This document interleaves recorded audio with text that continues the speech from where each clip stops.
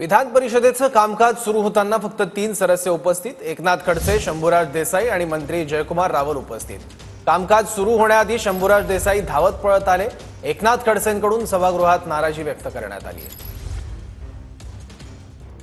अर्थसंकल्प अधिवेशनाचा हा शेवटचा आठवड्यामधला शेवटचा प्रस्ताव आहे आणि अशा या महत्त्वाच्या प्रस्तावाच्या वेळेस एकही मंत्री या सभागृहामध्ये नसणं, तुम्ही आलात धावत पळत। मंत्रिमंडळामध्ये 42 सदस्य आहेत, त्यापैकी एक तरी या ठिकाणी उपस्थित आहे, याबद्दल मी तुमचं अभिनंदन करतो। सरकार किती संवेदनशील आहे याचाही अनुभव या निमित्तानं आम्ही घेतो।